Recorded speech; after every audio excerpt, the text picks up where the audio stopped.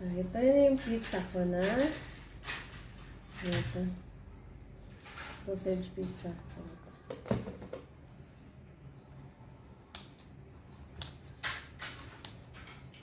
Siya. Medyo sunog na lang siya.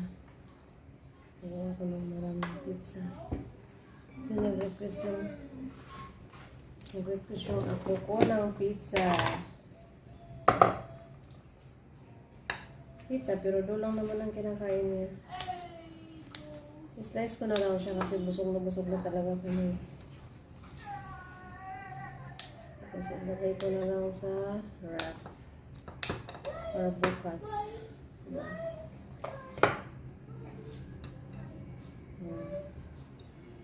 Yung flour na yung galing sa Pure Gold.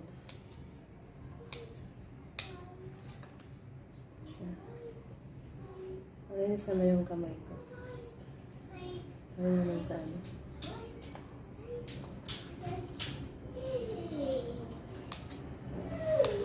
Masarap ang sausage kasi original sausage siya.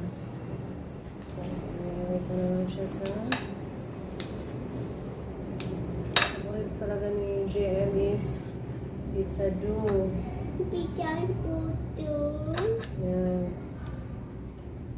Dalawang flavor yung ginagawa ko. Busog na kasi ako kaya hindi ko na ito naubos eh.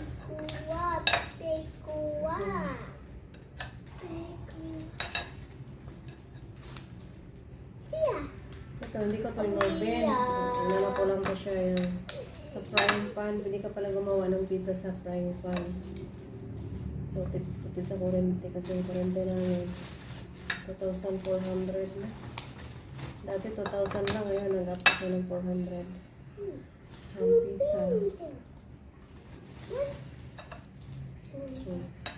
Ito sa amin ang lakas ng ulan kanina. Habang namalingki ako, talagang bumusa ang ulan. Talaga pag may bagyo sa Pilipinas, ulan, hangin, linipad nga yung ito naman yung cheese lang flavor. Ito yun.